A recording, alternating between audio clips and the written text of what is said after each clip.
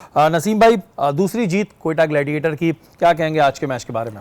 पिछले 4 सीज़न से कोयटा को अच्छा आगाज़ नहीं मिला था, तो अब ग्लैडिएटर्स को एक रिदम मिला होगा 2 मैचों में उन्होंने, और बड़ी कन्विंसिंग विक्ट्री हासिल की। दोनों मैचेस में उन्होंने हाई स्कोरिंग मैचेस, एक चेज भी किया, एक में उन्होंने 200 प्लस रन स्कोर किए।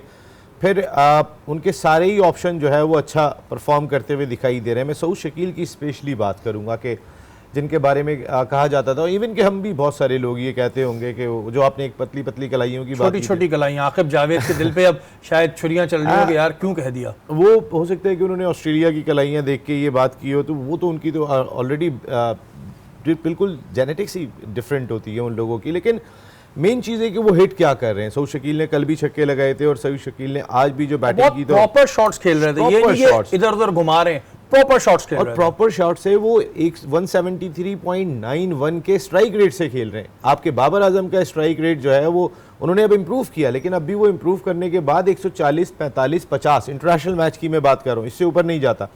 रिजवान का स्ट्राइक रेट 138, 40 इतना ही रहता है।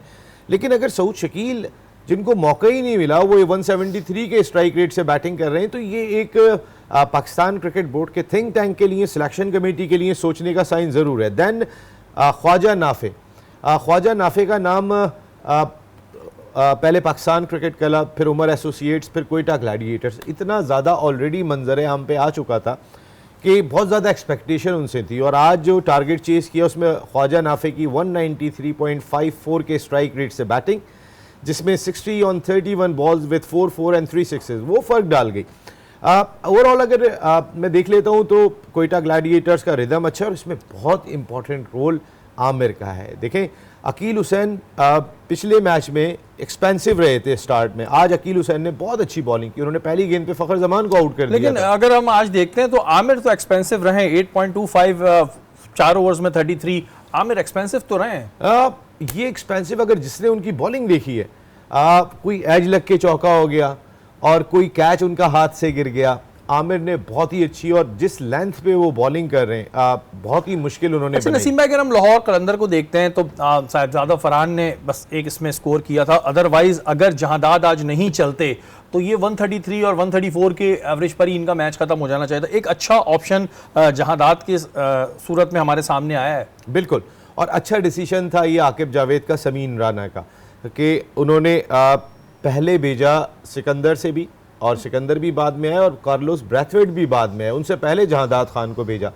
आखिरी 5 ओवर में 70 रन किए लाहौर कलंदर ने, 264 के स्ट्राइक रेट से खेले होंगे। वो उन्होंने जो 17 गेंदों पे 45 रन किए, आप बिल्कुल सही कह रहे हैं। उनकी बैटिंग फ़खर जमान के गिर्द चलती है। ये दूसरा मौका है कि फ़खर जमान बहुत ही शेकी दिखाई दे रहे हैं, थैंक्स टू साहबजादा फरहान।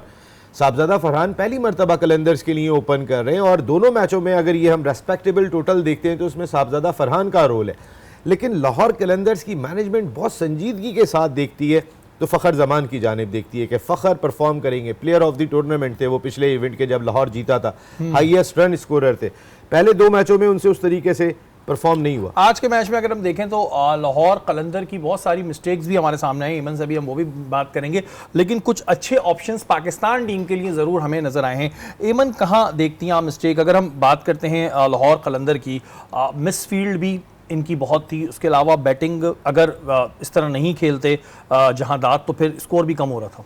बिल्कुल, लाहौर कलंदर की जो इनिंग्स का स्टार्ट था वो थोड़ा सा स्लो था, और उसकी वजह यही थी कि आज जो कोयटा ग्लैडिएटर्स की बॉलिंग थी वो बहुत एक्सेप्शनल थी। हुसैन ने जिस तरह से स्टार्ट किया अपनी बॉलिंग में, फर्स्ट ओवर में उन्होंने जस्ट 4 रन दिए, फिर नेक्स्ट ओवर में उन्होंने आउट कर दिया। तो फर्स्ट 10 ओवर्स में लाहौर कलंदर के जस्ट 67 रन थे, लेकिन जहादाद ने जिस तरह से रन किया आके लास्ट 10 ओवर्स में उनके 120 रन थे, तो एक बहुत अच्छा टोटल उन्होंने पोस्ट किया।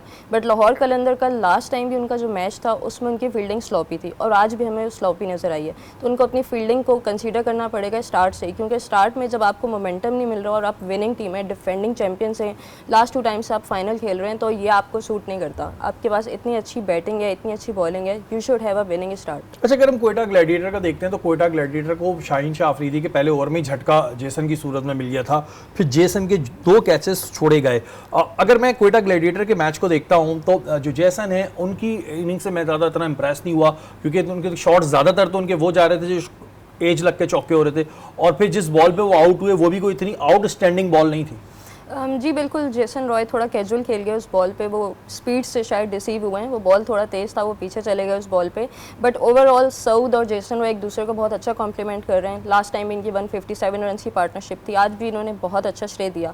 लेकिन इस वक्त ख्वाजा नाफे ने जो इनिंग खेली है 1 डाउन आके, जिस वक्त आपके मेन बैटर जो सेट बैटर्स आउट हो गए और उसके बाद आप इतने काम एंड कंपोस्ट खेलें और आपने मैच को फिनिश किया है, तो ये एक बहुत ही आउटस्टैंडिंग चीज़ है कोयटा ग्लैडिएटर के लिए कि आपकी न्यू इंडक्शन जो है वो इतना अच्छा आपको परफॉर्म करके दे दी। नसीम भाई, आप क्या देख रहे हैं? जितने भी अभी हमारे पास कुछ ऐसे नए लड़कों के नाम आ रहे हैं, आप चाहे वो कोयटा ग्लैडिएटर से खेल रहे हों, लाहौर कलंदर से खेल रहे हों, आया वो अपनी टीम के लिए, उनकी टीम नहीं जीत रही है, लेकिन ये पाकिस्तान टीम के लिए कैसे ऑप्शन है? जैसे कि इसमें जहादात का एक नाम हमारे सामने आया, साहिबजादा फरहान का नाम हमारे सामने आया, तो इन्हें क्या कंसीडर करना चाहिए अभी जो वर्ल्ड कप T20 होने वाला है?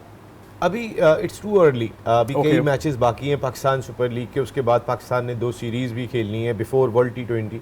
लेकिन ये आप ठीक कह रहे हैं, ये एक प्लेटफॉर्म बहुत इंपॉर्टेंट है कि जहाँ से इन यंगस्टर्स की परफॉर्मेंस का जायज़ा लिया जा सकता है। सिर्फ एक साइम अयूब नहीं है, या एक आज़म खान नहीं है, या मैं बात करता हूँ तो हारिस नहीं है, ये इस तरह के जो भी यंगस्टर्स हैं कि जो हम समझते हैं कि ये हमारी फ़र्स्ट चॉइस है, फ़र्स्ट चॉइस को बिल्कुल नज़रों में रखें।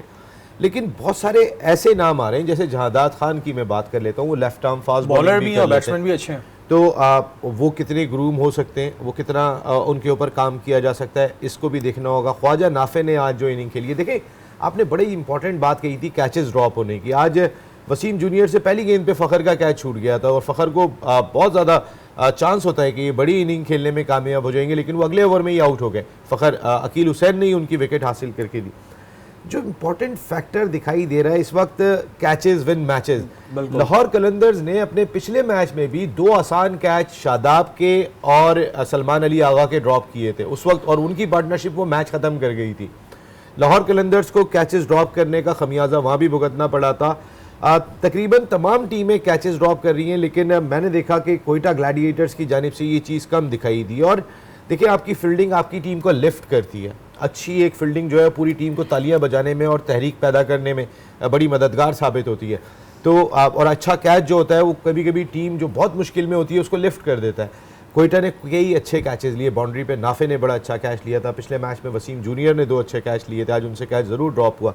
तो जो टीम चांसेस अवेल करेगी, इस फॉर्मेट में टाइम बहुत कम है। बिल्कुल जी, टाइम होता बड़ा कम है T20 में, और एक गलती जो है वो फिर पूरा मैच जो है वो आपके हाथ से निकाल देती है। लेकिन जो नदीम उमर साहब हैं वो बिल्कुल खुश होंगे, 2 मैचेस लगातार आप लोग जीत गए।